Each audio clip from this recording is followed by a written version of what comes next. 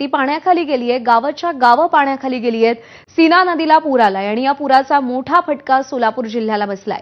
खबरदारी म्हणून सलग दुसऱ्या दिवशी म्हणजे आजही सोलापुरातील काही भागातल्या शाळांना सुट्टी देण्यात आली आहे। उत्तर सोलापूर, माढा, करमाळा, मोहोळ, बार्शी आणि अप्पर तहसील कार्यालय मंद्रुप या भागातील शाळांना आज सुट्टी देण्यात आली आहे।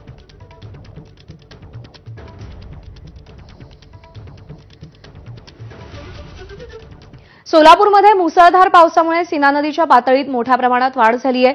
सीना नदीवरून जाणाऱ्या रेल्वे पुलापर्यंत पुराचं पाणी पोहोचलंय आणि त्यामुळे सुरक्षेच्या कारणास्तव या मार्गावरच्या सगळ्या रेल्वेंचा वेग हा प्रति तास 30 किलोमीटर करण्याच्या सूचना देण्यात आल्यात। मुसळधार पाऊस आणि पुरामुळे रस्ते मार्गानंतर आता रेल्वे मार्गावरची वाहतूक सुद्धा प्रभावित झाली आहे।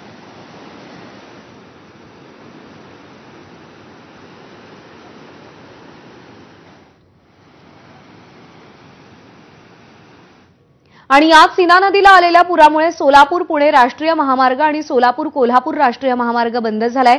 रस्त्यावरची वाहतूक बंद झाल्यानं प्रवाशांनी रेल्वे मार्गाला पसंती दिली आहे।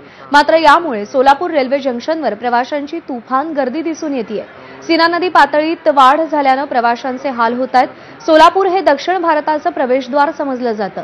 रस्ते वाहतूक बंद झाल्यानंतर आता प्रवाशांनी रेल्वेला पसंती दिली, मात्र इथेही प्रवाशांचे हालच होत आहेत।